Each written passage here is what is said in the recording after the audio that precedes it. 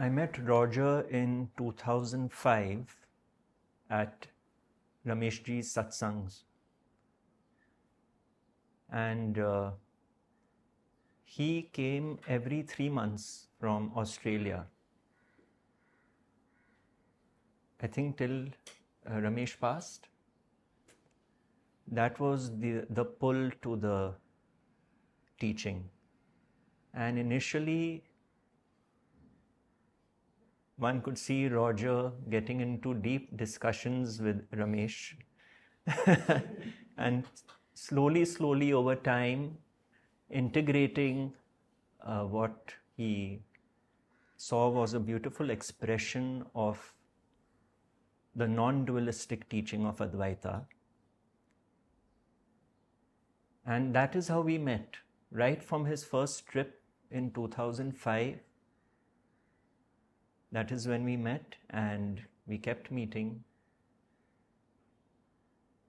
And what is interesting is, I was asking him yesterday about the first time he came. He planned to come just for one day, because he was moved by Nisargadatta Maharaj's book, I Am That, and he just wanted to pay respects to someone from the lineage. And that day happened to be the day of the floods, and his flight got cancelled. So his next flight was scheduled 10 days later. So the only thing for him to do was come back to satsang. And I have seen that this is the mystery of life. We plan all that we can, but something else happens. And to be open to the divine plan, rather than complain and criticize, when that happens, such amazing things unfold. And so we stayed in touch way beyond dear Guru's passing, which was in 2009. And Roger himself has given satsangs across the world, sharing his insights on the teaching. And so in that spirit, I have requested him to be present with us, share whatever he wishes to, and if you all would like to ask him anything, you all are most welcome to.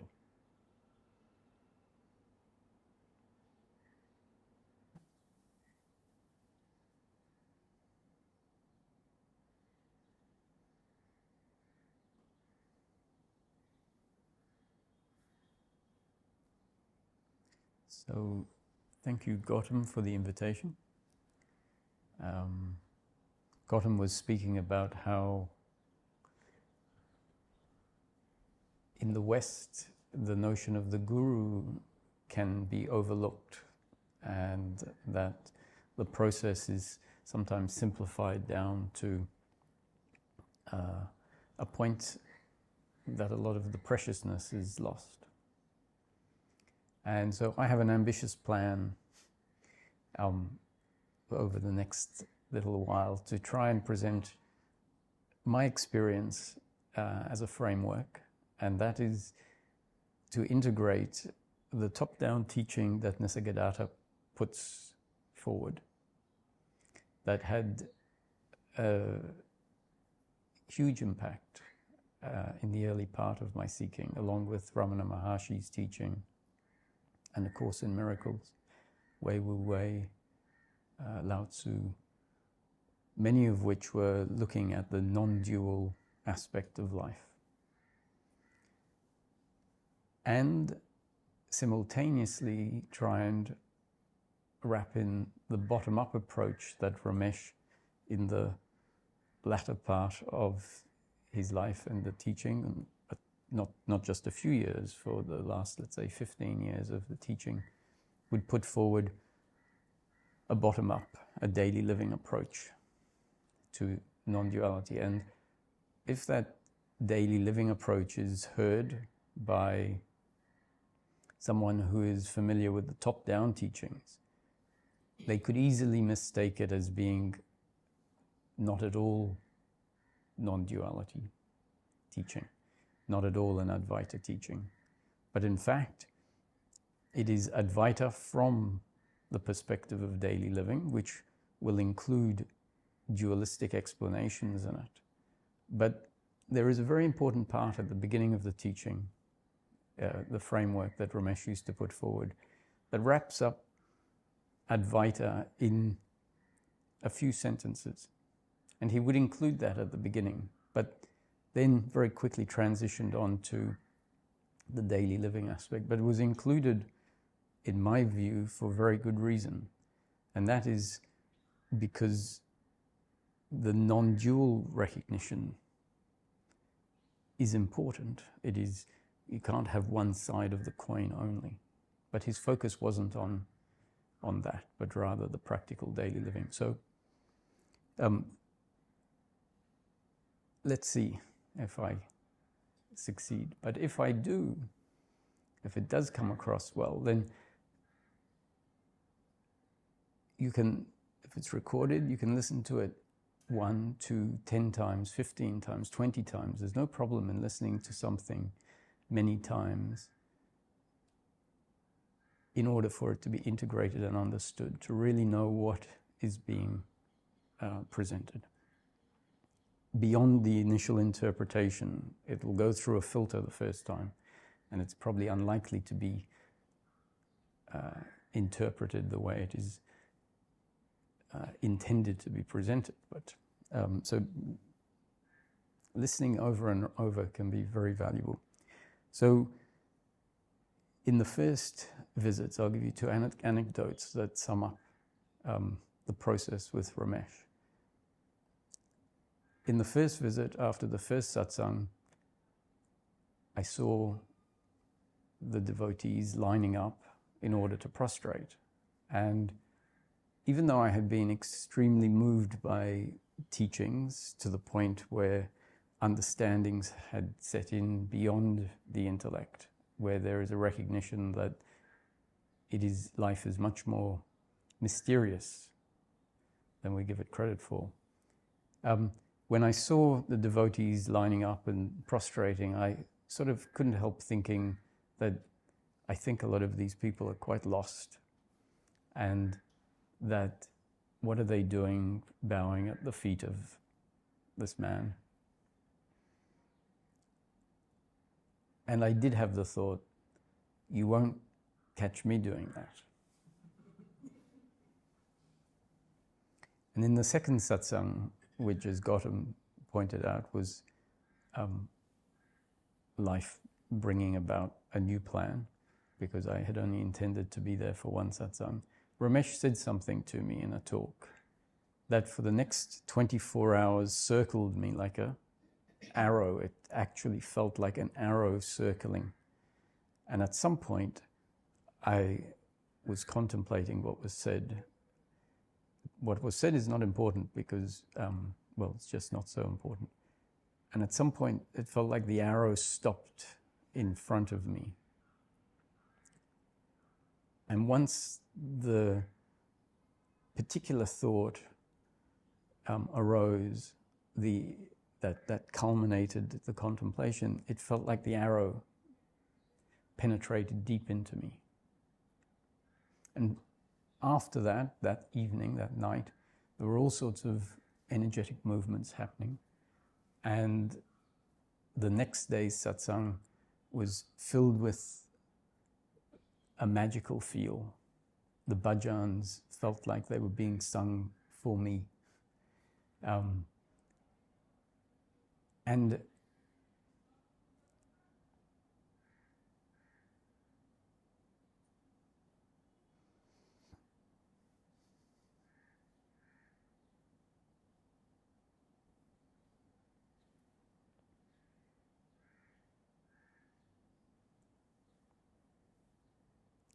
I saw the body stand up and join the line.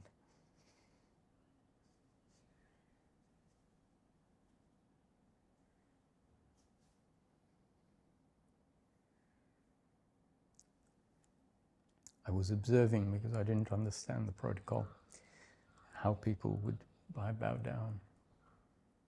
And then it came to my turn. and I knelt at his feet and bowed down. And as I touched his feet,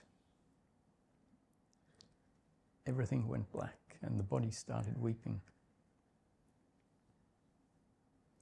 And there was complete silence inside.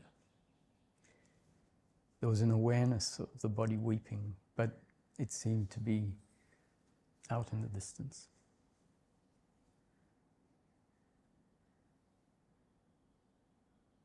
And Ramesh started speaking, and after a period of time, I got up and things returned to normal.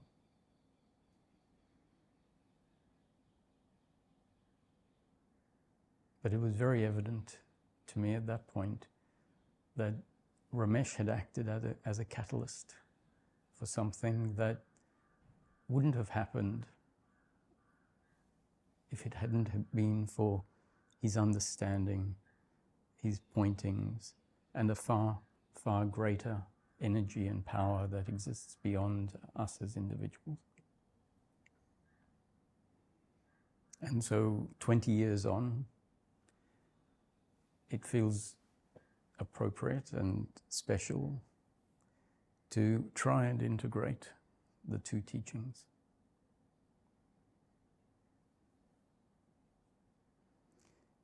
I was asked a question, and it is a very pertinent way to start. What is the reason for so much of the suffering and ignorance in humanity? And there's many answers to that question, all of which are interconnected and interrelated, but an answer can be presented from many different angles. And the angle that I feel is appropriate for this integrating of the two sides is to say that the world, the experience of life, has been taken to be a three-dimensional, time and space, objective reality. Meaning there is a deep presupposition, meaning an unquestioned assessment that the world that we live in is a world of form. Three-dimensional form that extends in the fourth dimension of time.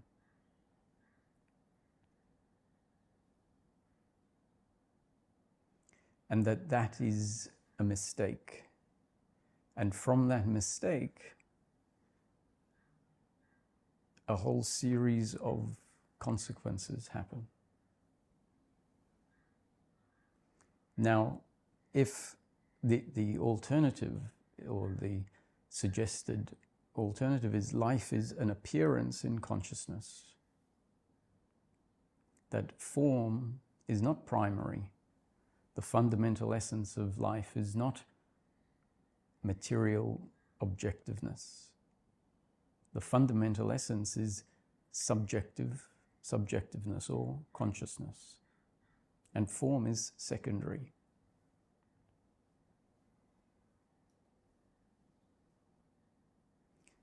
However, the experience itself doesn't seem to confirm that. The experience of life, when we look at the experience, confirms or implies that form is the nature of this world that we live in. And because of that fact, I wouldn't expect humanity as a whole to consider life to be anything different to that. It is because it is because of the experience of form, of space, and of time, that the essence is taken to be material. And if I were to suggest otherwise, I would expect someone to say, listen, it's pretty obvious that the world is a world of form. And I'm open to that not being the case, but someone needs to present me with some fairly good evidence of that. if I'm going to change my mind. When we look a bit deeper, we might realize, oh, it's not as obvious as it seems. What we know that we have at any moment is a subjective experience. A material world is a cold, dead world. The world of physics is a world where there is no qualia, no sound, no color, no sight. There are waves, sound waves, light waves, or different frequency waves, but there is no experience in the material world. The normal view is that consciousness somehow, unexplainedly, has come out of cold, dead matter. It is an unsolved mystery in science. And I think the fact that what we have as life is a subjective experience has been overlooked, because most people haven't inquired into the nature of their experience. So any scientist that has come up with any theory has done so by being aware of the subjective nature of life.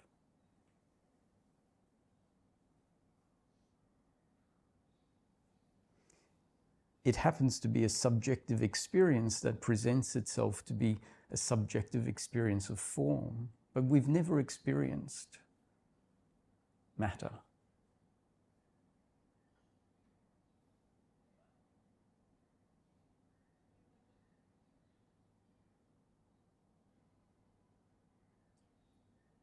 What has been experienced is subjectivity and experience. The sights, the sounds, the smells, the tastes. So let's consider a dream at night. We're very fortunate, and I don't think it's an accident, that life has introduced night dreams as part of the experience. A night dream spontaneously arises in mind. The night dream is an experience of three-dimensional objects in time and space with a main character. And within a night dream, if a scientist, the main character was a scientist, they would carry out measurements.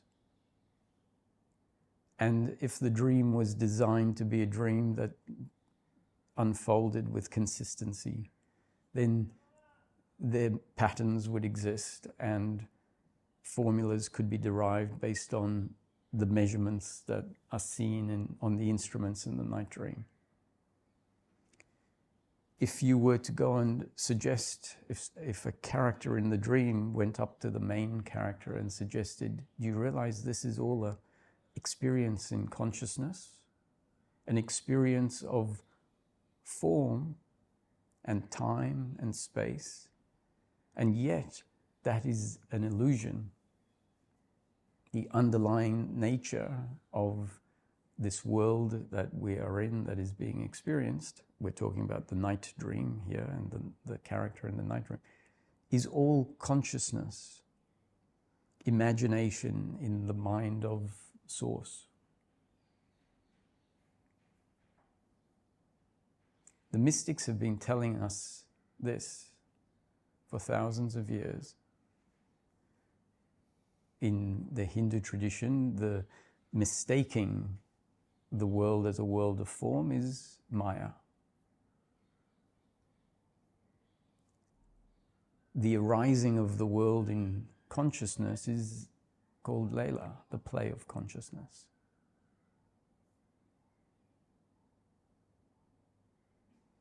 And from the top-down awakening point of view, self-realization or enlightenment is the direct knowing that what we are in essence is formless awareness in which the whole experience, the whole manifestation arises and is made of and is witnessed by that one consciousness, all there is, source.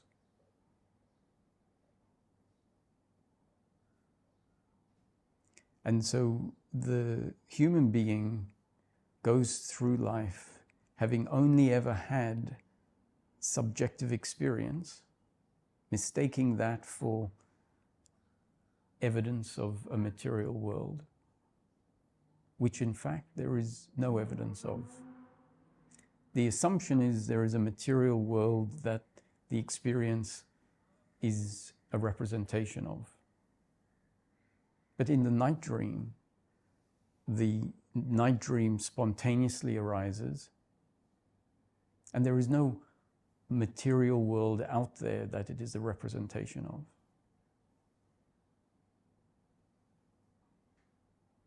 In the dream, there's a material world in the, sorry, anecdote. That's okay. Yeah. In the dream. No material world in the dream, out there you said, in the dream, right? That's right. From the perspective of the dream character, if looking at a dream as a thought experiment, when we look at a dream, we understand that a dream spontaneously arises in mind. The dream is a dream of life on earth, often. And it is not an experience that is the experience of an actual world of form. It arises independent of a material world.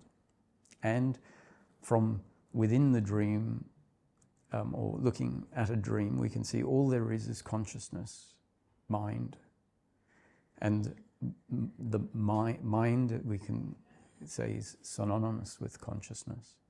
Mind imagines into existence a world.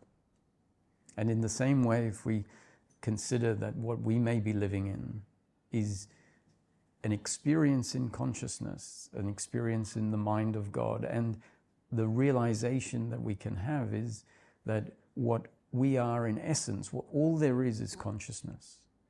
And what we are in essence is that consciousness.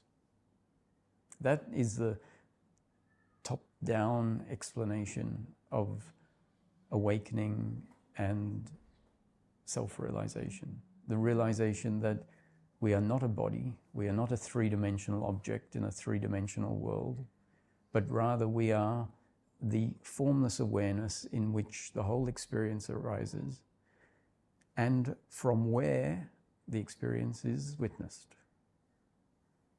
There is not a witnesser of the experience, but rather the whole experience arises in awareness, is not separate from awareness, and is witnessed by awareness.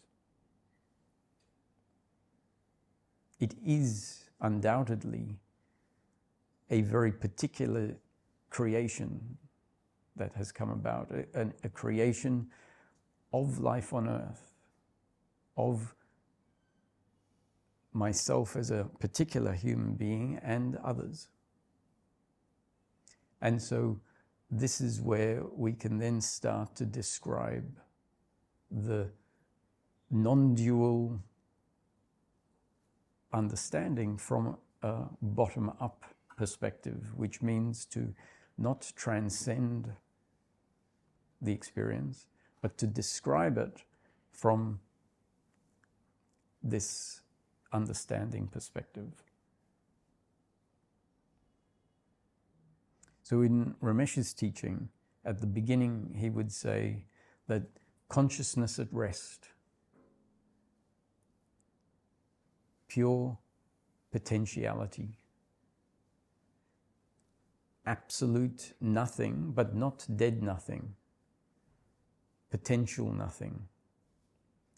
And because it is potential nothing and not dead nothing, at some point it must actualize. It must turn into everything. Everything being the present moment, the experience of life. And so consciousness at rest spontaneously becomes consciousness in movement. And at some point when the expression has exhausted itself, consciousness in movement will return back to consciousness at rest. Still not dead nothing, pure creative potentiality ready to manifest as a new creation. So that would be the beginning of the talks.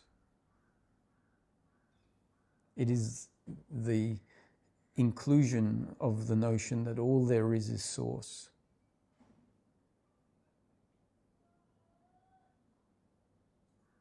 And the nature of source is pure mind or consciousness. It doesn't create by creating something outside of itself, but rather it becomes the manifestation. The many exist as the appearance of the single manifestation. The me and the other is the one source expressing itself as this particular story of life. We look at the story of life and we can say it is a story of source forgetting itself, experiencing something it can never actually be, separate, disconnected. And at some point, the story in life is a story of source remembering its true nature and suffering coming to an end, suffering being an inevitability in the creation when the hypnosis, the divine hypnosis, is happening.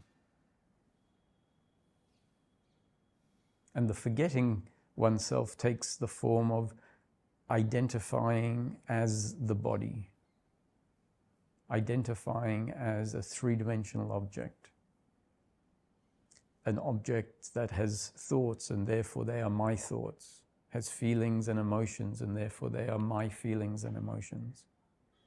And the identification, you could look at it as identification of the mind in which everything is arising, the universal mind or awareness, consciousness, becoming identified with an object within itself that it has brought into existence.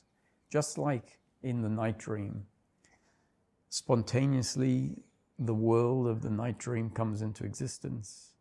A three-dimensional human body is created, and the consciousness of the mind in which the dream is happening identifies with a particular body and experiences life through that body-mind organism as personal consciousness.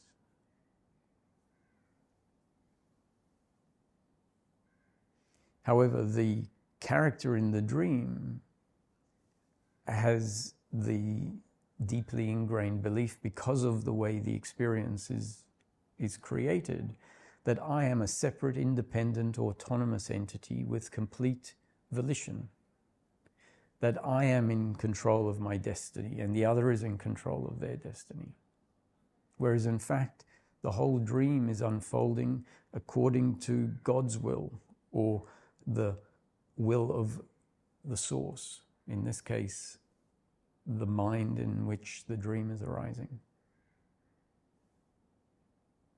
And a character that is presented with the idea that, this is all a dream and you are not the doer of your thoughts, you are not the doer of your actions, will say, I don't know what you're talking about. I am the one that is speaking, and I am the one that is choosing to move my hands this way.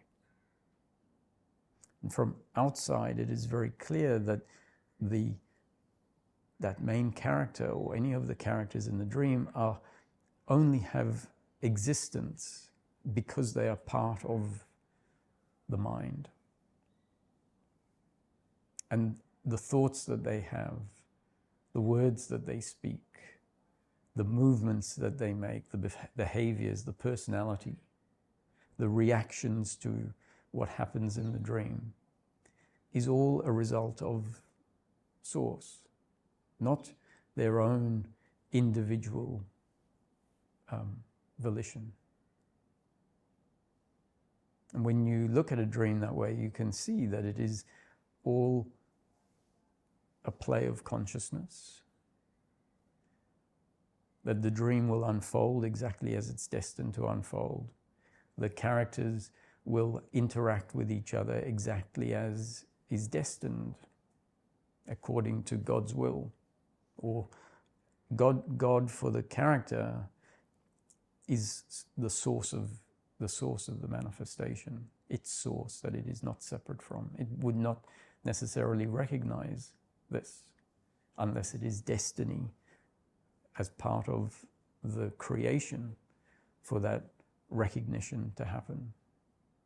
And so for as long as the dream is set to unfold where the character is unaware of the nature of what to it is life,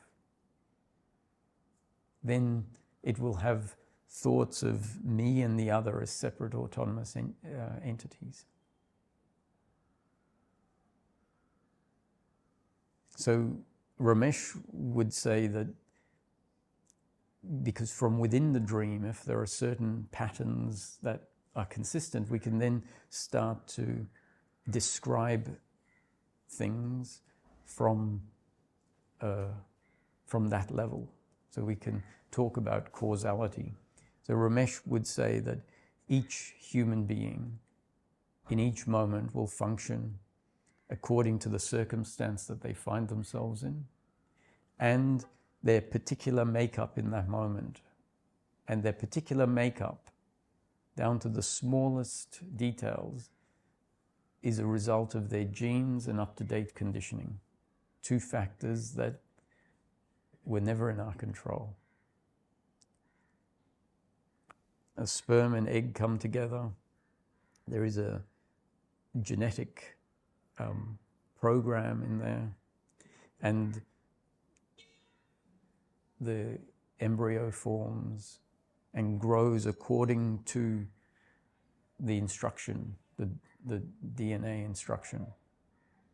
And we're not in control of the blueprint and the growing of the body. And so that is the genes bringing about the biological instrument, and that biological instrument doesn't exist in a vacuum. It exists in an environment that is continually affecting the organism. And so that is the up-to-date conditioning. So a lot of what exists in the environment are the beliefs of society and family and friends and the country that we grow up in, the circumstances that you find yourself in. All of that is new conditioning in the moment that becomes part of one's up-to-date conditioning. And so the human being is a bit like a very complex chemical that has come about as a result of these two factors that it's never been in control of. And it's like two chemicals come together and there will be a reaction. But it isn't up to the chemicals to decide what the reaction will be. It will be according to their characteristics and how they interact with each other. And so Ramesh would use the example of 4 people in a taxi going through the streets of Mumbai, and they come to a traffic light, and suddenly they are swamped by a group of beggars, and one person has an angry reaction with the hands coming into the car asking for money. Another is fascinated by the scenario. A third one is afraid. And the fourth remains unaffected and tranquil. And so Ramesh would say there are 4 different biological reactions to a circumstance that they found themselves in. And each of the four have their own response or reaction according to their particular design. It is not that the one that remained calm or the one that is fascinated is better than the one that got angry or the one that was afraid. They each had the response that they were destined to have, either according to God's will, the dream, if you want to look at it from generic top perspective, it is just because that is how it has been created to happen in that moment, down to the smallest of details. Or we can explain it in a more causal, practical perspective that might be easier for the intellect to understand, or to say, I can work with this. So Ramesh would say there's no third factor or fourth factor. You have the circumstance with all of its complexity. It is what it is. And you have the human being with their particular makeup, which is a result of their genes and up-to-date conditioning. And in the next moment, new conditioning comes in. And that new conditioning will become part of our up-to-date conditioning. We're not in control of how and what effect it has. New conditioning can come in, and the particular body-mind organism, not because we choose to, but because of its particular structure, may be largely unaffected by the information. Or information comes in and it can radically change things. So in each moment, at this point, we are a result of our genes and our up-to-date conditioning.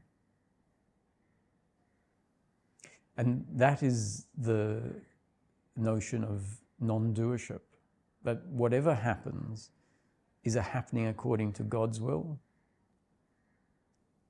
Or if you want to look at it, Ramesh would say God's will or cosmic law, and didn't specify what cosmic law is, but you could look at it as part of the cosmic law, could be laws of physics, or in this case, we're talking about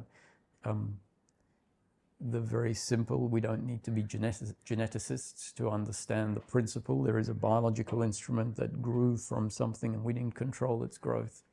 And it is continually being impacted, and it is one way, this way in the moment. And the response is a consequence of its design. And the notion that, oh, I should have or could have acted differently, the other should have or could have acted differently, is simply a misunderstanding of how life comes about.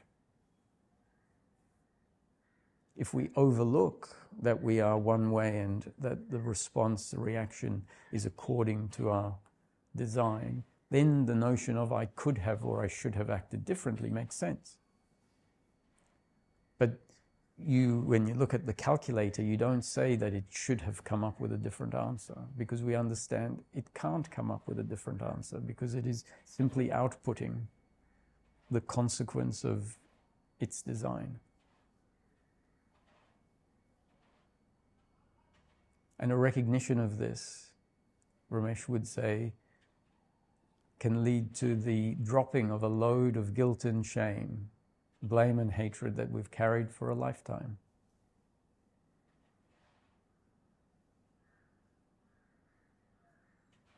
What happened was destined to happen.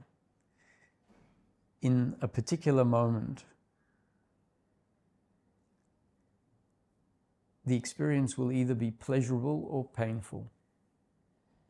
The flow of life from the beginning of the day to the end of the day is always on the level of the flow of life, only ever pleasure or pain, somewhere in between the spectrum of extreme pleasure and extreme pain. It is pleasurable if the circumstance is in line with our biological preferences, and it is painful if the circumstance is not in line with our biological preferences. That's the explanation. So these are just pointers, they're concepts. They are descriptions. They're not beliefs, they're suggested so that they become part of the intellect, God willing, and then they serve as signposts and a framework in which a personal investigation of your own can happen. Meaning, look at what happens throughout the day and see if the concepts hold water. And if the concepts hold water, we can put a tick next to them. And as you put a tick next to the concepts, hopefully the framework becomes more complete in your system. And as we investigate for ourselves, it goes deeper and deeper into the system until at some point it can be what we call total understanding, where it has essentially uprooted all of the misunderstandings, the ignorance, which is the belief in personal doership. I am the doer and the other is the doer. And as we go through life and we realize in this moment I functioned a particular way, and the idea I could have done it differently doesn't make sense. And the same with the other. It might not be what we like, which means they functioned in a way that is painful to us because the output of their functioning, what happens in the moment is not in line with our preferences. And so that is the pain. And the perspective of non-doership to that is, it was destiny for me to experience pain in this moment. And it was the destiny of that pain, or it was the destiny of the other, to be the instrument through which my destined pain was delivered. So they are just the mechanism by which what is destined will unfold. And so we need to ask a question: what are we really looking for in life? And this comes on to the second part of the dynamic that is deeply ingrained as part of our identification with the body. That is also very significant in the arising of suffering, and that is attachment to outcomes. So far we've really spoken about personal doership. The belief that I am the doer is seeing myself as a separate independent entity and seeing the other as a separate independent entity that is in control of what I think, feel, say, and do. And therefore, if the other hurts me, we say, you hurt me, so I hate you, are the words that Ramesh would use. You should have chosen to be nice rather than to hurt me. And so this load of hatred towards the other gets set in place on the basis of seeing myself as the doer and therefore seeing the other as the doer. And if I do something that hurts the other, then I have to hate myself. It wasn't my intention to hurt the other, but I did. So I wasn't good enough, essentially, is what we come up with. And that is the basis of shame. Guilt and shame. And then pride is the same principle of personal doership applied to the actions that happen through us that deliver positive outcomes. And so then, look what I have achieved. Look what I, as the doer, have achieved. Now, it doesn't look on the surface like pride is a form of suffering. But when we really start feeling into these things, we'll find that pride is just like guilt and blame, an uncomfortableness with oneself.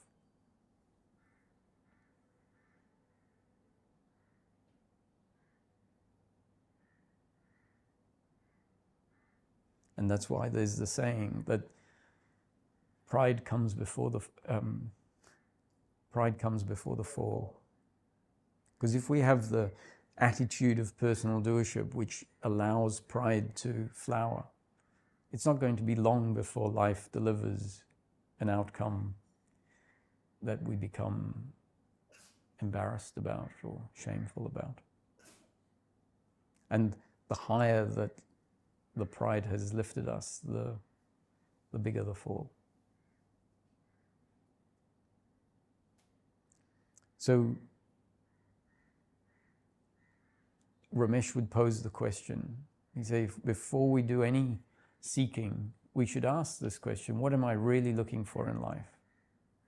Now, it's understood that if the seeker answers that from their understanding, they're likely to come up with something in the flow of life, an outcome. I'm looking for a soulmate. I'm looking for financial security. I'm looking for the world to be a peaceful place, for the other to not deliver pain.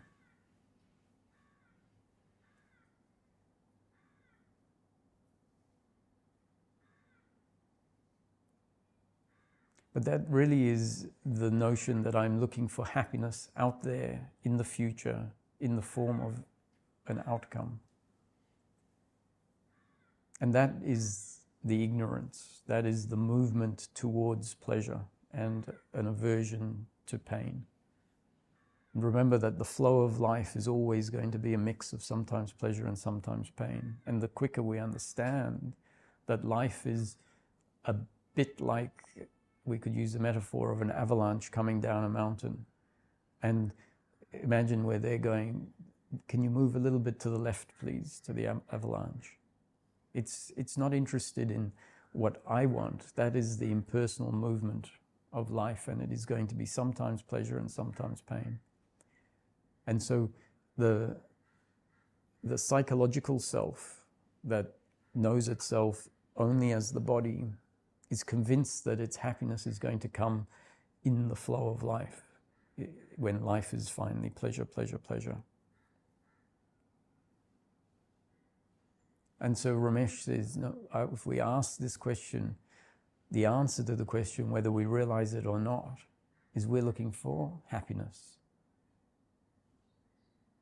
And he would go further and say, and what is the happiness that is available on a continuous, unbroken basis? The happiness that's available is happiness through peace of mind, and not happiness through pleasure, pleasure, pleasure.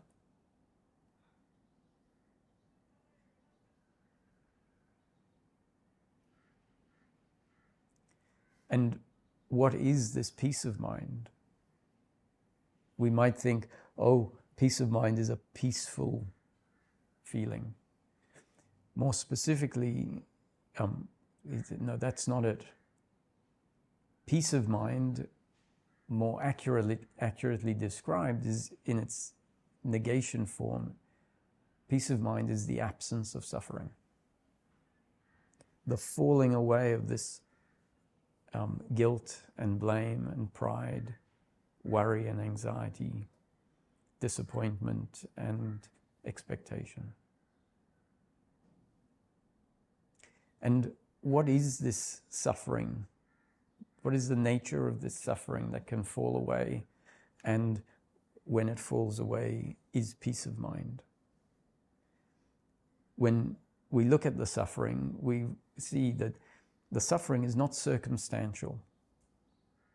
Circumstance is what is happening in the moment, and that is the flow of life. Circumstantial. And circumstantial things are always either pleasure or pain, whether it is in line with our preference or not.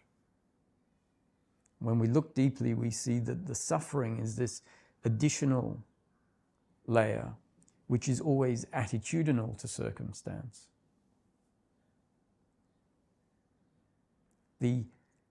And what is the attitude that leads to the suffering, the uncomfortableness with oneself, which is not the pleasure and pain of the circumstance? It is an attitude of personal doership and attachment to outcome. So we see that if, when something happens, and the pain or pleasure is delivered, there is this additional attitude to the circumstance, which really means interpretation of the circumstance. And if that interpretation is the interpretation of, you are the doer, you hurt me, you delivered pain, so I hate you, then that is blame arising. And similarly, the attitude of personal doership, if my actions delivered an outcome that is painful, I look at my actions and say, oh, I am the doer, I should have done it differently, the outcome should have been different.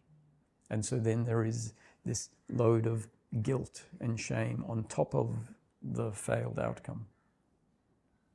We've spoken about pride, same principle. So the attitude of personal doership towards the circumstance manifests as guilt, blame, and pride. And the other half of the attitudinal problem is the attitude that we can call the attitude of attachment to outcome. The deeply ingrained assumption that my happiness is to be found in pleasure, pleasure, pleasure. And that's why we're seeking out there in the future. One day when things are perfect or much better than they are now, I will be happy. And that essentially, when you look at it, means that there is a dissatisfaction with the present moment, as stating it as inadequate, not good enough.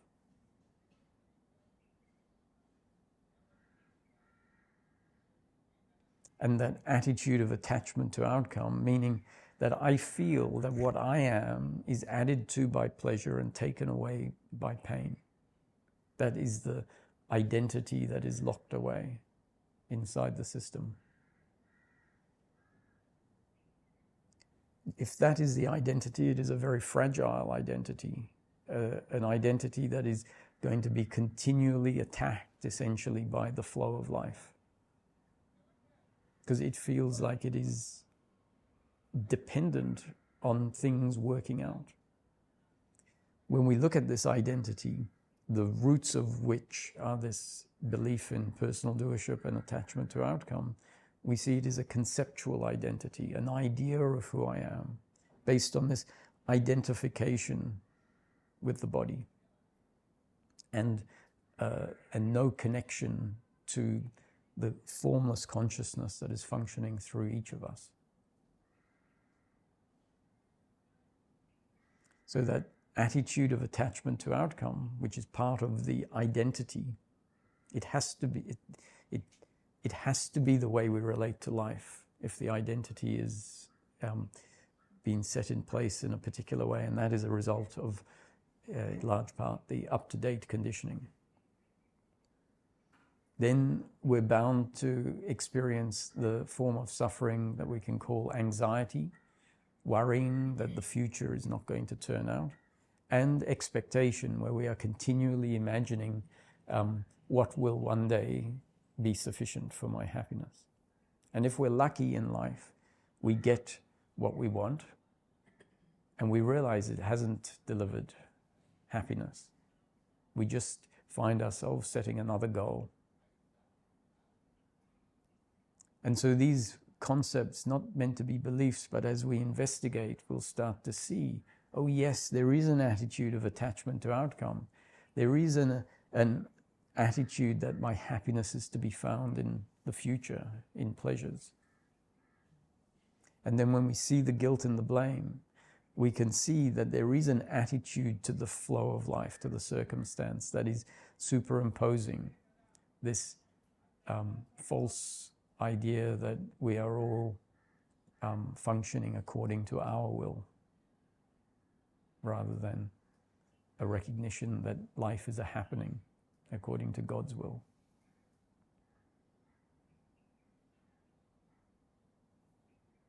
And as the understanding starts to become part of the working mind, which is the functional part of the intellect, and Ramesh would say, make no mistake, satsang is simply new conditioning that can become part of your up-to-date conditioning. And if it does, you'll find yourself walking through life. You don't have to put an hour aside every day and mark it in your pie chart of life spirituality. The understanding and the personal investigation can happen as you are going through life and you stub your toe and the thought comes up, pain in the moment. You receive a text from someone who says, oh, I can't pick you up in half an hour, like I said, as you've got your bags packed waiting to go to the airport, for example. And once again, pain in the moment, and you might find yourself aware of the blame that arises on top of the unfortunate circumstance.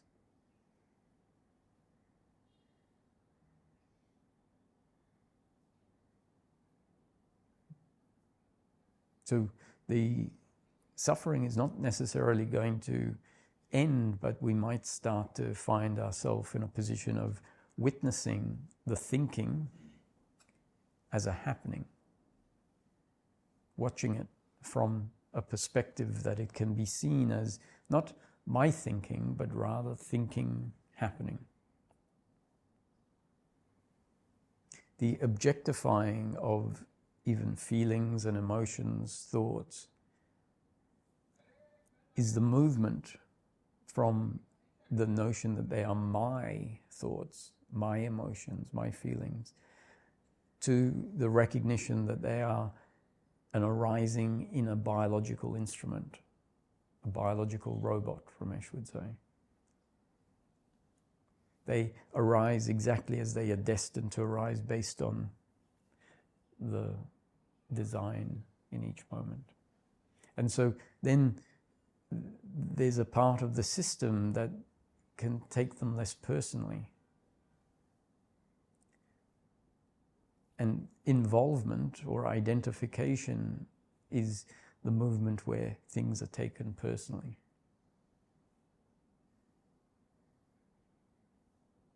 So no one is doing it wrong, even when there is a strong belief in personal doership. That is destiny imposed by consciousness in order for it to experience itself in that way for a period of time. Time is also not a reality, but a construct as part of the experience of life. The realizations that happen often in a way that reveals that time is not fundamental, that what we are in our essence is formless, eternal, which really means timeless, and prior to space. Space is a construct that happens, that arises within the consciousness. Now, this consciousness can become aware of itself. So as the belief in personal doership and attachment to outcome, as that identity starts to loosen up, a witnessing consciousness starts to present itself as the true subject of this moment. And that consciousness can see the body as just an object moving within the present moment experience. So there is value carrying out certain exercises where we come to the present moment, drop ideas of here and there. You know, we are convinced that there is a New York and a France out there. If you come to the present moment, you find there is just this experience.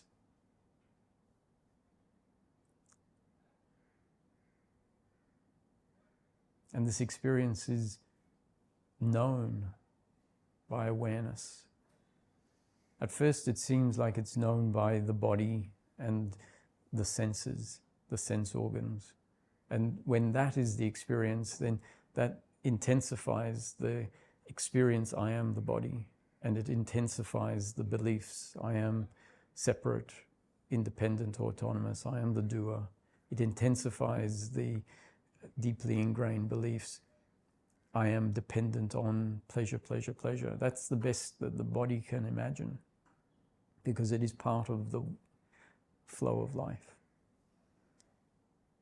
As the bondage of that identity starts to weaken because of an investigation, we might find ourselves able to close our eyes and experience silence. And in that silence, we might realize that the world of form has vanished to a large extent, that the background of consciousness or awareness continues to be there, but that the visual objects have fallen away. And if we can start to question some of the deeply ingrained beliefs, such as a here and a there, such as the notion that awareness requires a body, then our meditation experience goes deeper, starts to reveal the nature of consciousness as fundamental and the nature of experience as secondary. The meditation can start to reveal that the experience is not separate from consciousness. At first, the witnessing creates a separation where the objects are felt to be separate from the witnessing awareness. And at some point, it becomes apparent that what I am is not separate from the world. Now, this doesn't mean that we end up living as consciousness. But in my experience, the awakening is what allows us to come to know the essence of what we are, and in knowing ourselves as formless awareness, it starts to become more obvious that, oh, happiness is not to be found in outcomes. Awareness, formless awareness, is unaffected by what arises inside of it. Grounding into the beingness starts to give us our own experience, a self-affirming notion of contentment, self-contentment. The peace that surpassed understanding is not because of something, but rather it is what we are. It is the natural state. So as the thinking mind starts to merge or dissolve as it drops into the heart of being, then the suffering is seen to be an additional interpretation of life. And that is why peace on a continuous, unbroken basis is available. Because once the seeds of the narrative of suffering start to die, then the suffering falls away. And that is what allows a dropping from the thinking mind into our own being to be there. And that's where we start to realize that understanding and knowledge are not something that get put into textbooks, but rather it's a knowing or an understanding of the true nature of who we are. And peace is an indivisible aspect of that.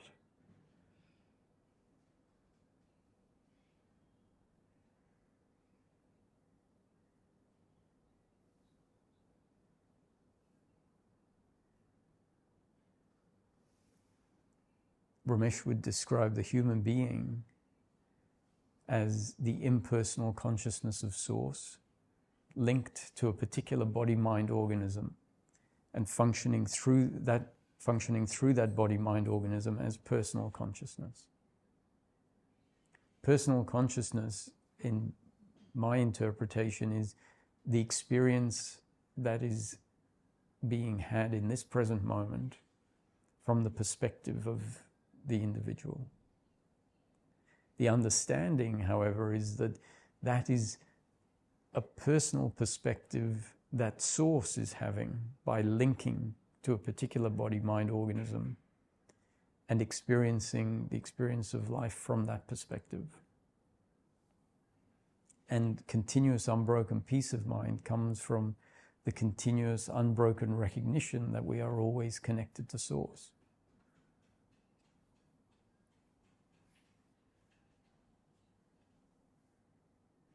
That we are source, that we are the awareness functioning through the body-mind organism. So understanding that I can't do anything unless it is God's will is the understanding I am always connected to source. We can never be independent. Sometimes in society there is this striving to be independent. And ironically, freedom comes from the recognition that we are an instrument through which source functions. And if that recognition remains constant, we can say, I am always connected to source, and even the language connected changes in our mind. It's like, I'm not separate from source, I am not different from source. I am source having a human experience.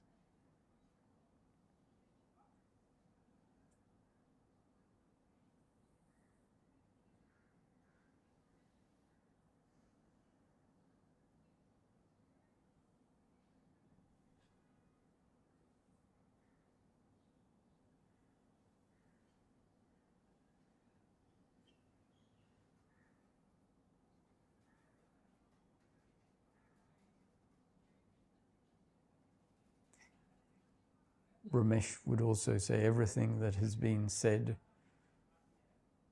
in this moment or at any point during time is only a concept. It is not the truth. The only truth in the manifestation is the impersonal sense of I am.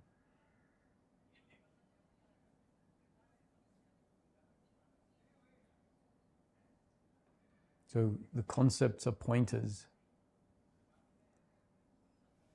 They are descriptions. They might at times sound like prescriptions, but the understanding is there is no one to do anything. And so even the notion where we might hear abide in I am, which would be an instruction that Nisargadatta, or a concept that Nisargadatta would put forward, that which he received from his guru. It sounds like an instruction. You must abide in I am. But actually it's a description of something that may happen as part of the unfolding of life. It might happen if life brings about sufficient precursors for that to then be something that happens. So the notion that everything is a concept is here so that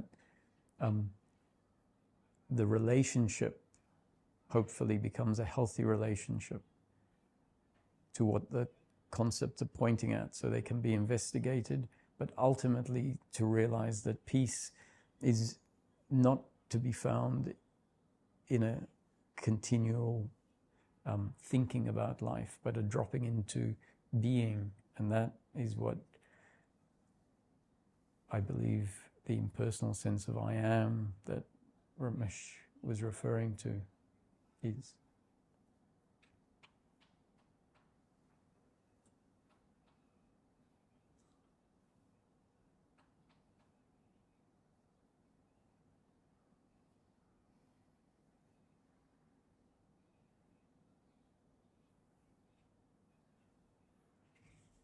Ramana said, use this thorn to remove the thorn embedded in your thumb, and then be sure to throw both thorns away.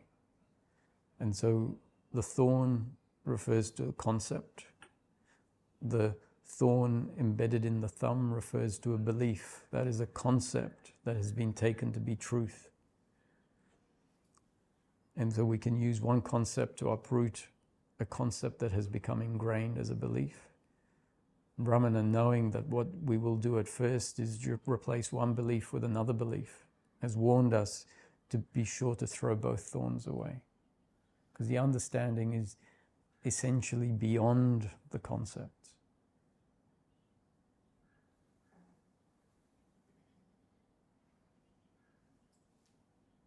So, with that being said, if anyone has any questions, Gautam or I, I'm happy to.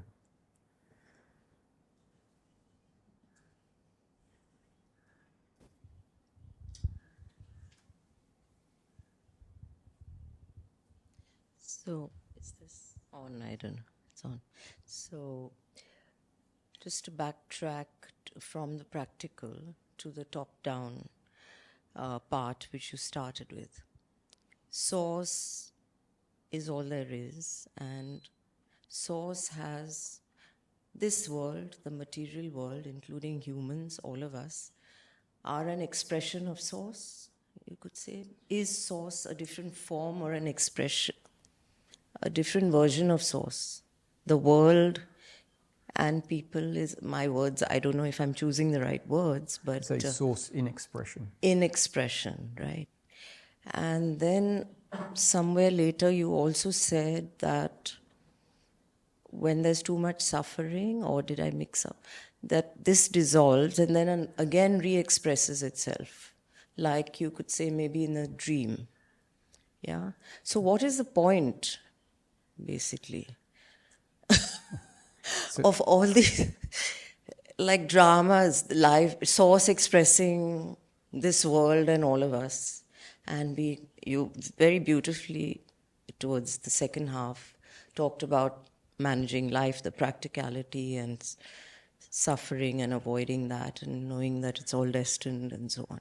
So Source is just having fun, or just for what is all this? So, I mean, I've often heard Vedant lectures and all on YouTube as well.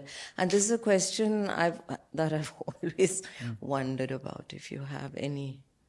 Well, from the point of resting in being, the question just doesn't arise.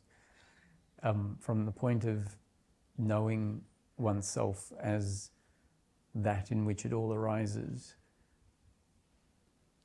it is self-evident, and the question of why doesn't arise. So we can know that the question why is actually a question that the ego asks.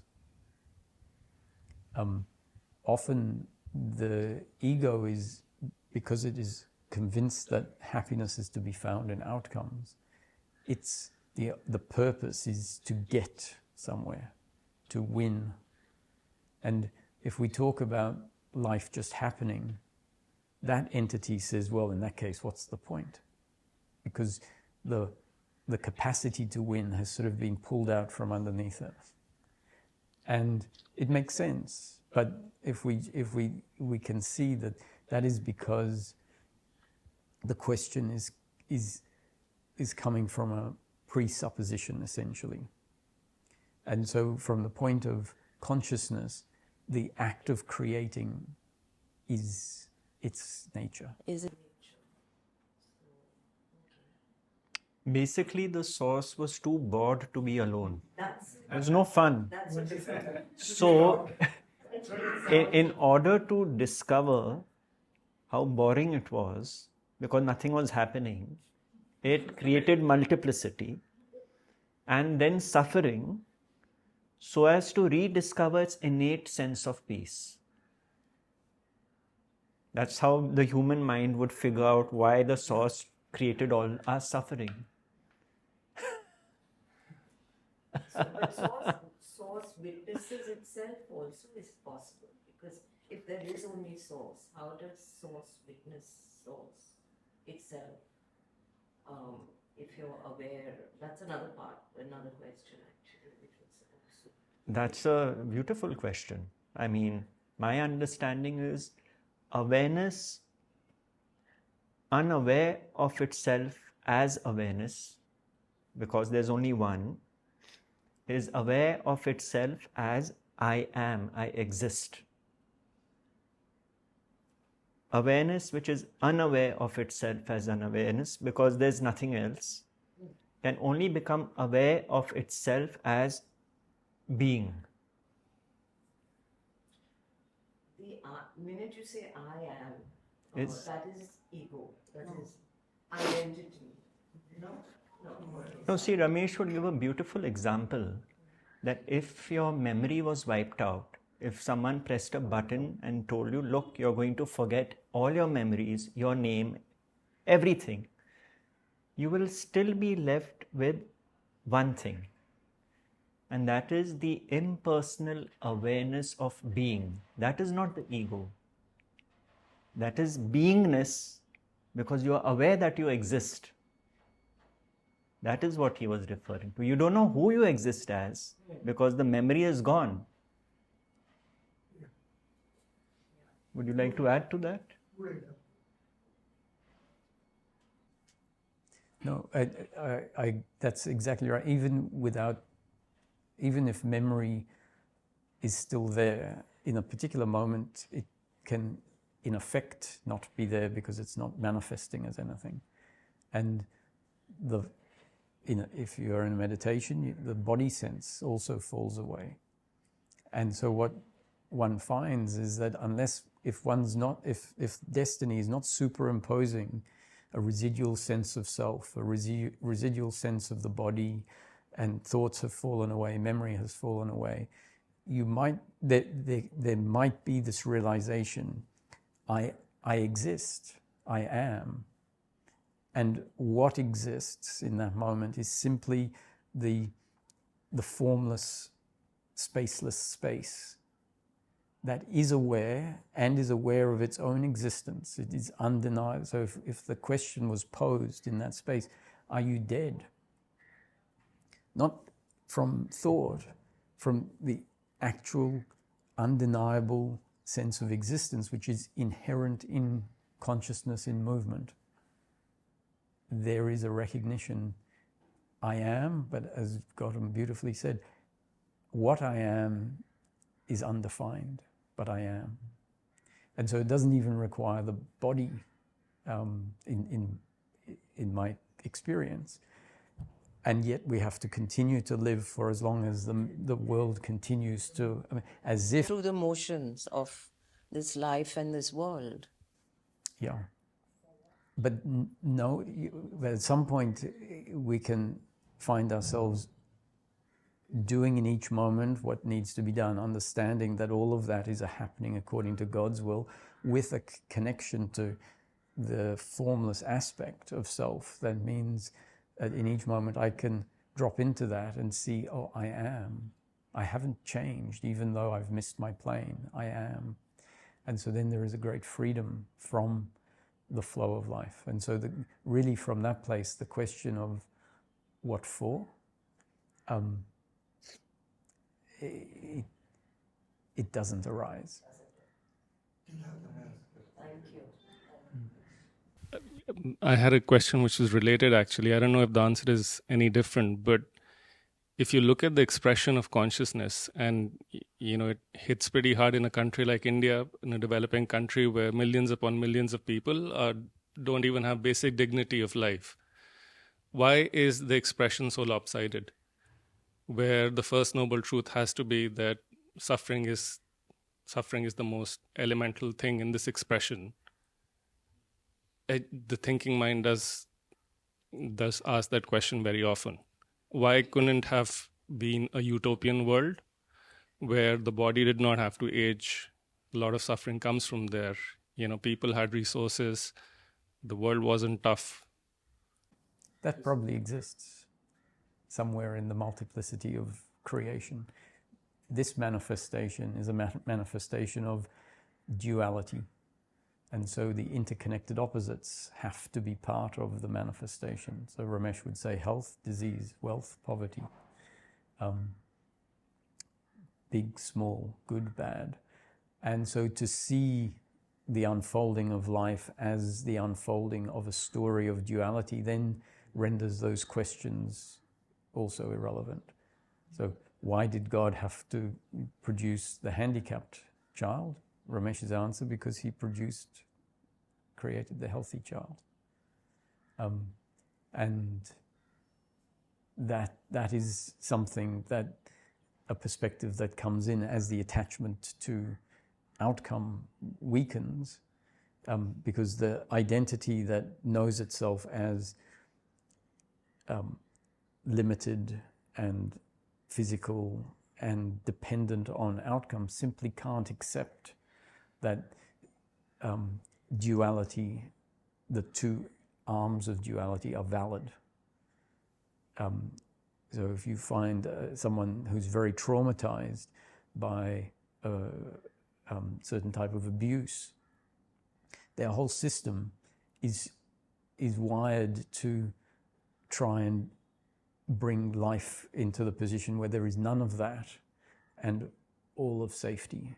And so it makes complete sense if we look at it as an inevitability. That's how it has to happen. As that identity starts to change and starts to weaken, starts to dissolve, in this case, I would say through the personal investigation of your own life experience, in line with the concept, such that the understanding goes deeper and deeper, God willing, then the witnessing of the good and the bad as the whole is something that can come into play. And so when we look at the yin-yang symbol, it is the one half is black, the other half is white.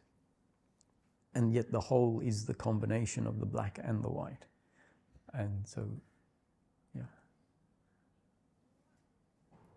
What is your name? Karthik. Yeah. So Karthik, this is called in our tradition the Mrityulok, which is the realm of death. So by nature it is bound to be one of not utopia but suffering, because we are learning through death. So as Ramana Maharshi said, largely those on the spiritual path, if not the first blow, then the second. If not the second, then the third. Finally, they come on to this path of inquiry. What is life about? So it is suffering which brings about this inquiry. When the Buddha realized after he left the palace that actually life is about suffering, then his journey began. And of course, in India, the population is large and largely poor. So you see much more suffering than in a developed economy, no doubt. But you have the concern for this question. Someone in Norway may not even think about it because their environment has shown no poverty to them, for example.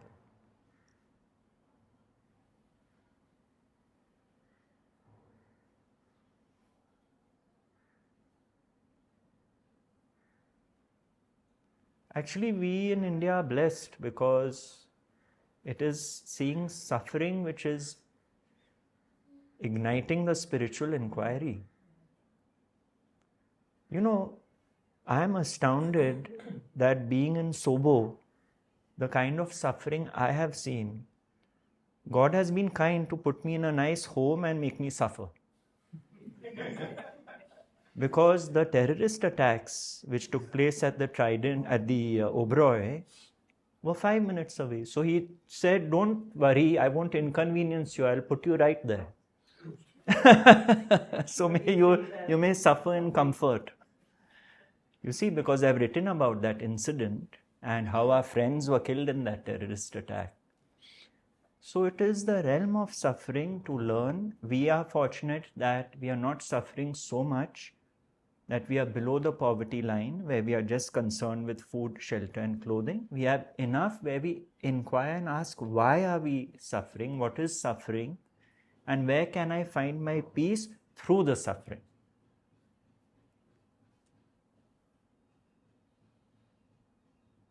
Yes, sir. In 2 days, I went for 3 funerals. And some family was close to me. I knew there was so much pain, everything. I was there for more than the time, for the whole time of the funeral. And I was thinking, observing everything and all. And what we study here and try and understand, can somebody achieve, see, because somebody is in pain, you want to heal them, you want to be compassionate to them and all. But the role of not getting affected is not easy, because you are playing a part in the living of life every day. So how can somebody achieve that, remain unattached absolutely, and be a part, play a part? But how do you differentiate that, and how do you achieve that? Number one. But why do you want to achieve that? You don't need to achieve that. No, you have to act according to your nature at the funeral. Be yourself. If you're sensitive and you are compassionate, certain thoughts, feelings, emotions will arise, and if you're built another way, they may not arise. It's a part of this. I feel so. What do you say? Yeah, the peace of mind is not the absence of sadness. Sadness is a biological emotion. Compassion, you can say, is a biological emotion. The peace of mind is that which lies behind as the attitude to those things. And if the attitude of doership that says, oh, I shouldn't have, or I should have been more compassionate, if that doesn't arise, there is peace of mind. So, yeah, you can be as you are. See, not being attached is everyone's innate knowing is life is transient. Yeah, that's what. That's an innate knowing. Yeah, because you know that one day you go to Exactly. the same funeral place. Exactly. So, in spite of knowing that, our attachments make us suffer, right? But so what? It is not my attachment. Attachment is there. I think, we put an overemphasis on not reacting, being detached, being absolutely sthir and calm and not showing a flicker of emotion. There's no ideal perfect state of being like this. Otherwise, Ramakrishna would not cry when his nephew died, or even Ramana Maharshi would not have shed a tear when his friend passed away. But we don't destroy our peace because of the event. Anyone who has to go to 2 funerals or 3 close to each other will be shaken up biologically, forget anything else. But you don't mope and mourn and go into depression and tell the world, I went to 3 funerals, look at what God did to me, how mean God is. That dialogue is finished. You're just dealing. See, you'll have no problem if you receive 3 invitations to marriages. See how we are. We are happy, right? We'll dress well, go to the marriage, have nice free food. So suffering is really the doorway to discovering our peace. It's beautiful. But how do you, like his question was that so much suffering is there. Yes. How much one can be helpful Sure. to reduce the suffering of the people? Sure. All you can do is try to the best way possible. If you are moved to reduce the suffering, you must honor that feeling. Someone else may feel just me sitting at home in peace is my honoring of it. So to each their own. But let's also be clear, what you can offer is pleasure or pain. So you can offer comfort. I went for all the natural calamities like earthquake and flood. Being a doctor and having a team of my own, I could immediately, rush and try to be a part of whatever, because the disaster was so much. The government or the state or the local people were not, ready to take care of all that. And we saw so much suffering. The Kutch one, and then I went to the Latur earthquake. No, I think it's an amazing thing you all do, really. It's beautiful to be so moved by the plight of humanity and have the resources and the feeling to help. I'm blessed to be a doctor and a family. Yes. All the facilities. At the back, someone wanted to ask a question. Yeah. Just before, for the sake of precision, because I feel like the framework requires a precision as it goes into our system. We're so prone to using the word suffering when we are talking about unfortunate circumstance. And I think it's important that the framework separates out pain from suffering. In the framework, suffering is the psychological attitude to what is happening. And so if we start having that clarity, just even with words to start with, it ends up delivering a clarity of what we start to feel and be able to be aware of. So I think it's important to use pain and keep suffering to guilt, blame, pride, worry, and expectations. Roger, Gautam, thank you. Roger, you said that in Nisargadatta's I am that, I am is a description. Is my understanding right that it's a description rather than a technique? Because I was thinking that it is a technique. When I'm reading the book, I think that it's a that is what I'm going by, that it's a technique that I should be using to have a realization. Is that not supposed to be a technique? And can you elaborate more on what you mean by that it's a description rather than anything else? Yeah. So I think I used the example abide in I am as a concept that can sound like a prescription, but is in fact a description of what might happen. The doer can't help, and mind you, the whole English language is set up on the basis we are doers. So there are verbs, doing words. And so the doer identity can't help but hear a description and say, oh, in that case, I have to make it happen.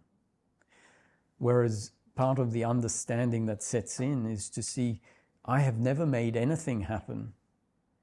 Life has always been happening.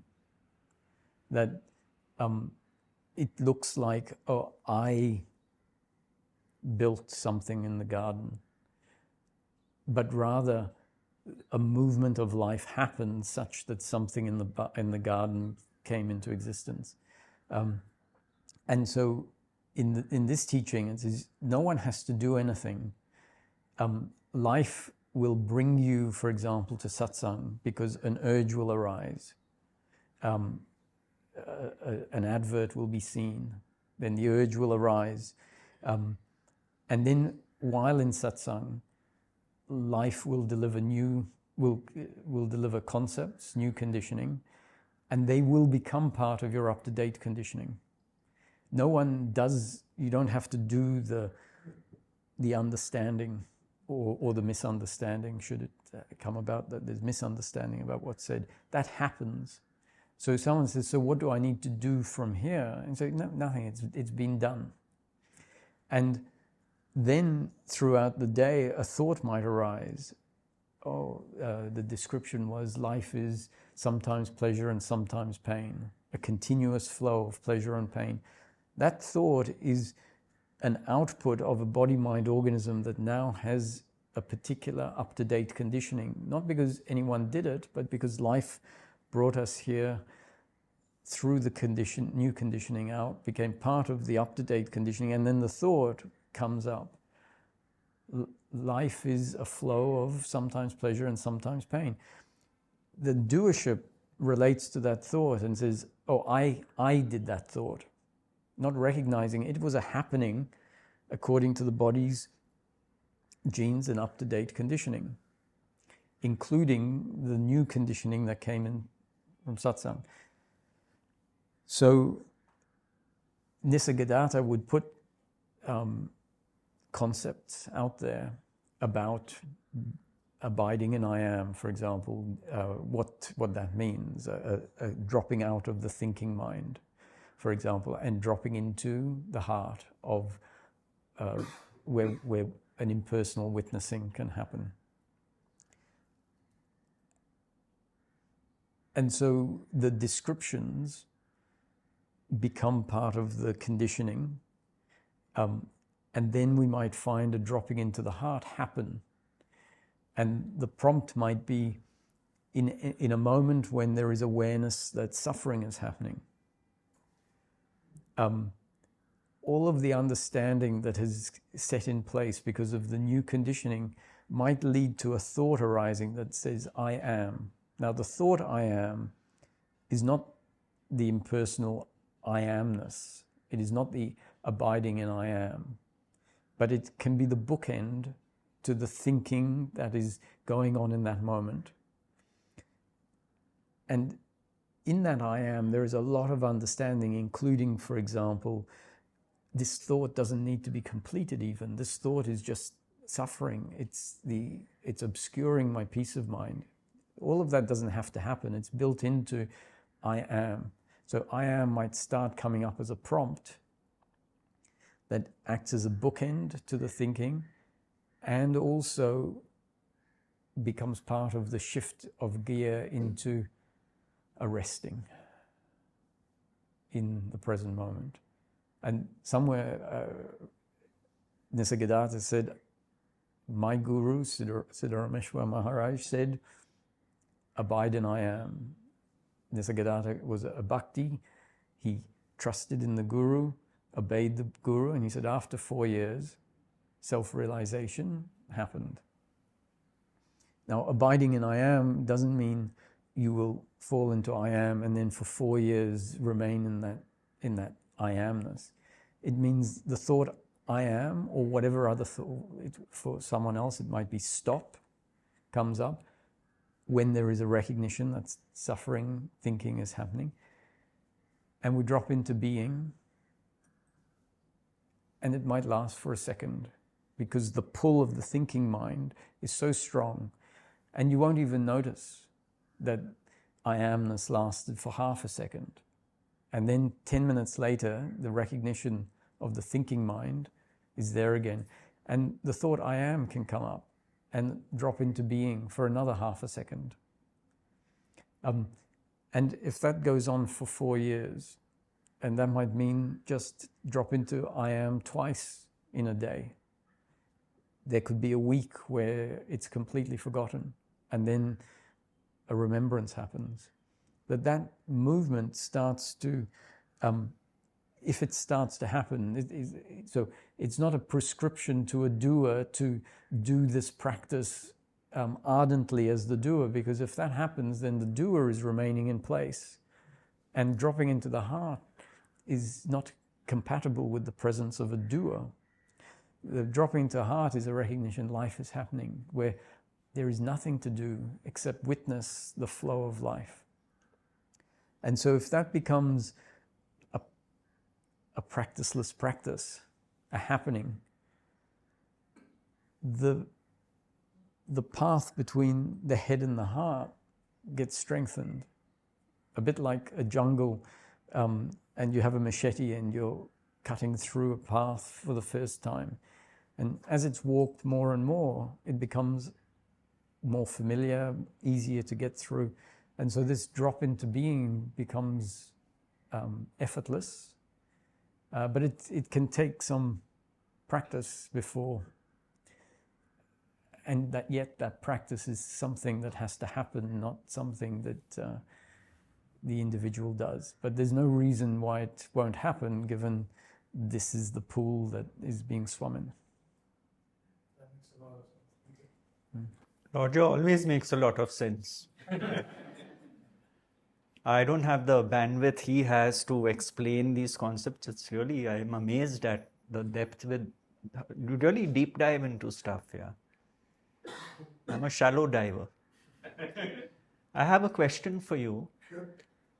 Do you get affected when you see such mass scale destruction, when you go to volunteer with your team? Does it affect you? I feel the pain. I'm sure. At times nature has not been good to them. Sure. But what I can do, I will do. Right. So that So does we not are- hamper your work while you're there. No, I'm a doctor. Right. I dealt all my 40 years in emergency care, dealing with ICU, putting lines, ventilators, that's my specialty. So I'd like Plus, to... I do all the work of organ donation. I give lectures everywhere. Oh, beautiful. On organ donation. I must have counseled about 600, 700 patients for liver transplant. I do the family counseling, the donors. That's beautiful work you're doing. It's admirable. So I'll say something on a lighter note. Sure. So it dissipates heaviness. So a surgeon entered the operation theater. The patient was lying there, about to receive anesthesia. So the surgeon told the patient, "Don't worry, David, everything will be okay." So the patient was horrified. He said, "But my name is not David." So the surgeon said, "I know, I'm David."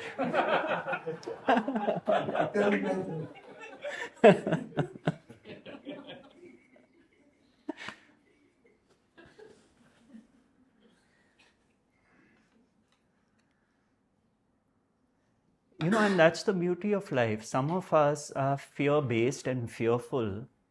If we just accept that without wanting ourselves to be another way, it becomes so much easier to deal with our fears without the obsession to remove them. Just to accept them, this is how it is. Yet, I go and do my work.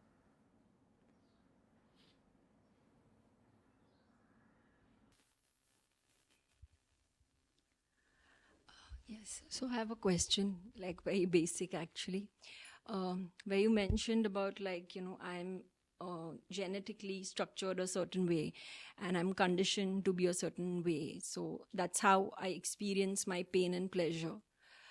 While I understand it intellectually, while I'm in the moment, I'm not able to detach with the pain, or maybe I experience the pain, but I continue to suffer. So how do I drop that attachment and that suffering in that moment? I'm going to be a bit cheeky because Ramesh used to be cheeky. He says, for the last hour and a half, I've been saying, no one is the doer. There is no doer. And yet, just to demonstrate how deeply ingrained the belief is, the question is, so how do I drop this? How do I drop the doer? But having said that, there is a validity to the question and we can answer it in a way that... So your genes and up-to-date conditioning can be separated. We can break it into two sections, the biological aspects and the psychological aspect. Psychological in this case is different to how it might be used in different fields. The psychological aspect is the attitude of personal doership and attitude of attachment to outcome. That too is part of the system, part of your genes and up-to-date conditioning. And so if the system includes that as part of the genes and up-to-date conditioning, there's no question of not getting involved in the pain in the moment. It has to happen because that identity is designed to get involved in the pleasure and pain of the flow of life, to attribute doership to oneself and to the other. So the narrative of blame is going to be there. As the understanding goes deeper and deeper, meaning at first in the working mind is different to the thinking mind. The thinking mind is associated with this psychological self, so the thinking mind does the blaming and the feeling guilt and the pride. The working mind, on the other hand, is functional and it's practical and it's intellect. The other is intellect as well, but it's intellect in the form of belief of personal doership. And the working mind is intellect that can start to investigate a concept. And so as that investigating of the working mind happens, especially when there is no suffering being triggered, because when there is suffering, the system is too involved in that. There's no space for... So earnestness to me, something that Nisargadatta says is essential if a seeker is earnest. Once again, not an instruction to the seeker to be earnest, but a description of a particular seeker's makeup. It means the seeker will be continually interested in this, not just when things are going wrong. And so in the flow of life, an investigation of the concepts can happen. The understanding becomes deeper and deeper, meaning there's a section inside the system now that is a counterbalance to the psychological self. And that means that the involvement of the psychological self will get cut off quicker than it would previously, and it also means that the involvement of the psychological self might be less intense. So Ramesh would say that at first the suffering would happen and it would be at the count of 10, not 1, 2, 3, but a unit of 10 before it gets cut off. And as the understanding goes deeper, it might then start getting cut off at 7, at 3, at 1. And when the understanding is total, the psychological self has been completely uprooted from the system, so the seed is not there anymore and the psychological suffering won't arise. So it will get, another way of saying it, gets cut off before it even arises.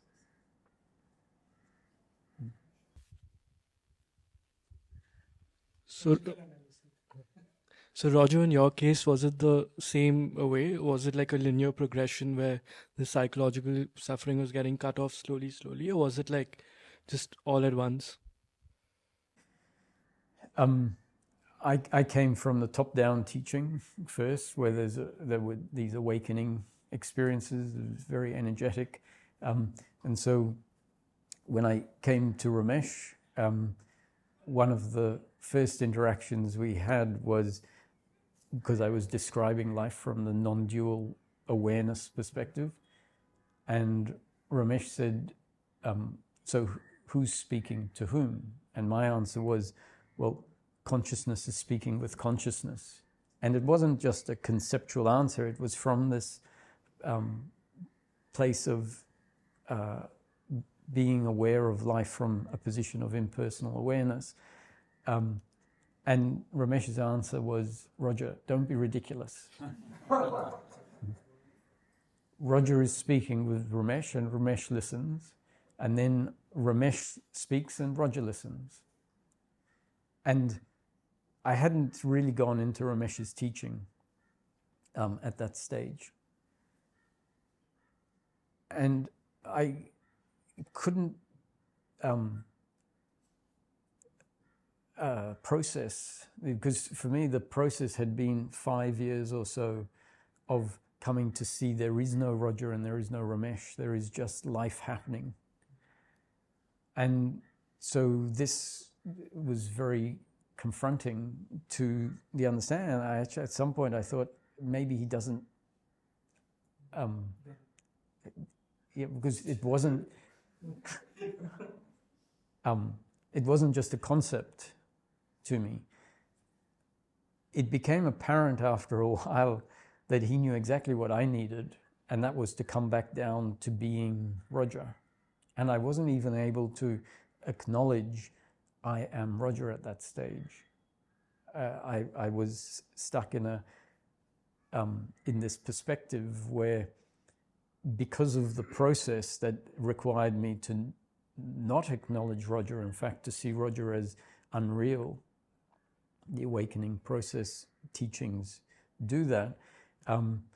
It had its effect, but an integration needed to happen. And so Ramesh often says awakening is spontaneous, but deliverance is gradual. And so I think that in my case, there was a practicalness even before the awakening teachings, that if I was, there was suffering because of a relationship, there would be an interest in my thinking, and I always knew it's my thinking that is causing the problem. So if I could come up with some reason as to why I'm potentially getting it wrong, like, do I really know that this narrative is correct, then that would subside. Then the awakening, then there was more stuff, that in particular this these teachings that really focused on the doership thinking, and so that remaining part of the psychological self needed to be dissolved. It wasn't a particularly hard thing when it follows the awakening perspective, because it becomes self-evident. It's just that the intellect hasn't realized that that is still incompatible, that sort of thinking is incompatible with a recognition that all there is consciousness. And so there, to me, it's both. There's a gradual and there are spontaneous. And these experiences or awakenings, it's not about the experience itself. I believe something happens in the experience, some reboot, some reset, some dissolution. But it could easily happen while someone's asleep and they have no awareness of it. In my case, I would say that the various revelations of peak experiences played into the sort of intellect seeing what, and then the intellect realizing it has to stop in order for that to be. But I have a very particular process, and it doesn't mean everyone is going to be the same. So from one perspective, there is no time, it's not gradual, it's all spontaneous. But from another perspective, it unfolds over time. Yeah, I think mine was quite similar, because I felt like awakening had nothing to do with my integration in daily living, and peace of mind and all that was a different subject altogether. So, well, it can give you a glimpse, and you can really... Well, as Gautam, there's plenty of people that have had awakenings, and then the suffering aspect doesn't magically dissolve. That's different, but it's not different as in not related. Yes. It is related, but it's another process that has to happen. Yeah, no, so my question was, don't you think that's necessary to happen to see that nobody is the doer? Because until you've had I don't want to call it an experience, but if you've not had the recognition of that, it's impossible to see that, things are just playing out. I wouldn't go that far. I think you can intellectually, like philosophy doesn't, only at the end of philosophy they talk about gnosis, but a lot of philosophy is about rationality and logic. And so you can come to an apperception of there not being a doer without an experiential shift. And that will in itself lead to a weakening of the psychological self. So that's why I think it's important that the teaching doesn't fall foul of critical thinking errors, and there are an explanation. For example, we are functioning according to our genes and up-to-date conditioning, because that is information that can deliver real change. So Ramesh used to say that the top-down perspective is an all or nothing proposition. Often there's seekers from the top-down perspective that after 20 years, they're basically where they started. If you take the bottom-up approach, even if enlightenment as a shift in a recognition of self doesn't happen, there's a relative amount of peace of mind that can come in. And that relative amount of peace of mind to me means a significant weakening of the psychological self, which leaves the system prone to an awakening out of the blue at some point that will reveal the nature of consciousness to itself by itself.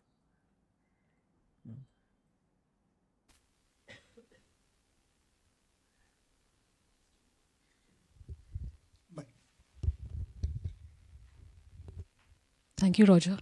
I had a question. So wouldn't meditation practice be a doing, or is it dependent on the intention, or I'm a little confused about that? Yeah, usually meditation starts with a meditator.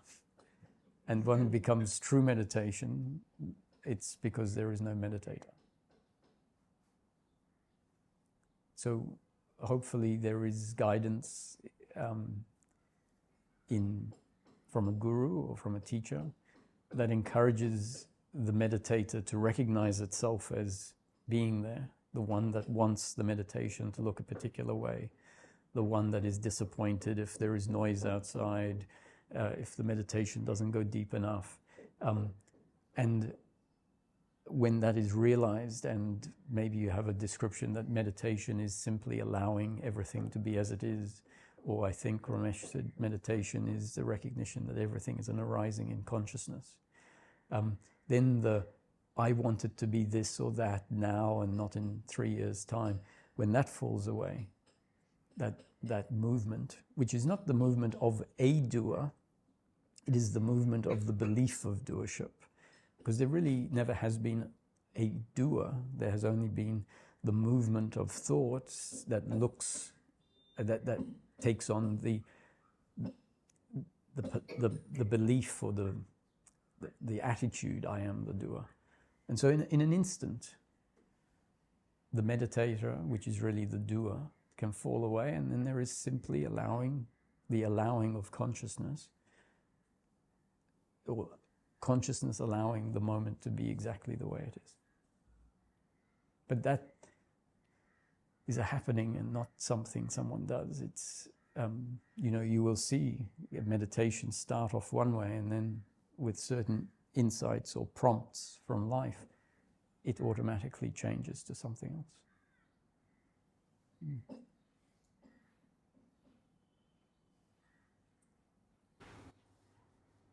You all can ask Roger questions.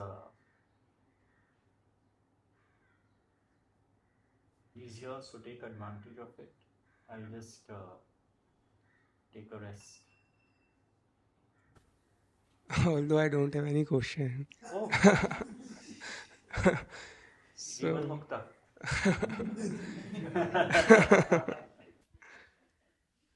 so I just wanted to share a poem. Its name is Unfair Trade. Trade.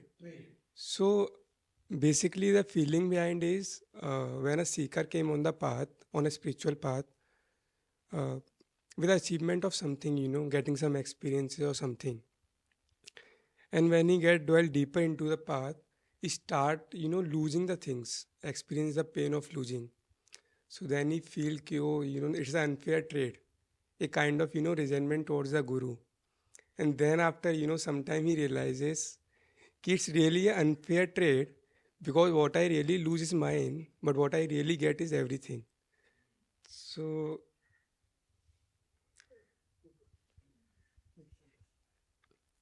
it starts as, I came with dreams, a longing heart, to reach the height, to play my part. I met my guru, wise and kind, hoping new treasures I would find. Yet with each step along this road, I watched my world grow dark and cold. Relationship, family, work all vanished as I searched more and more.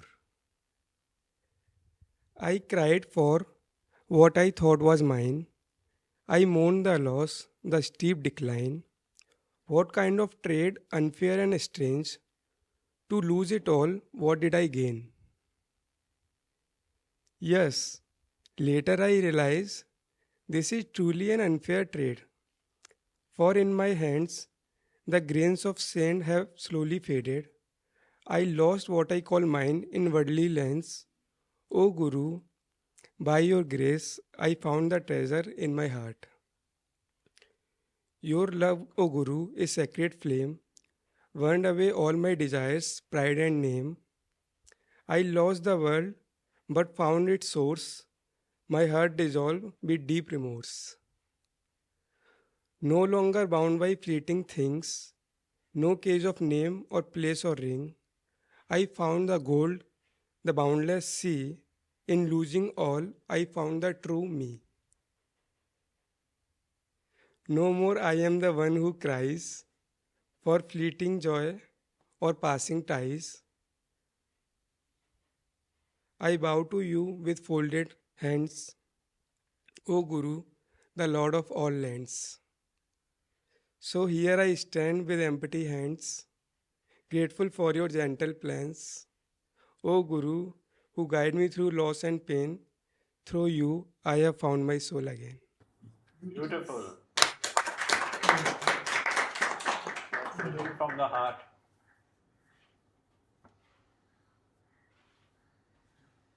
Thank you so much for sharing.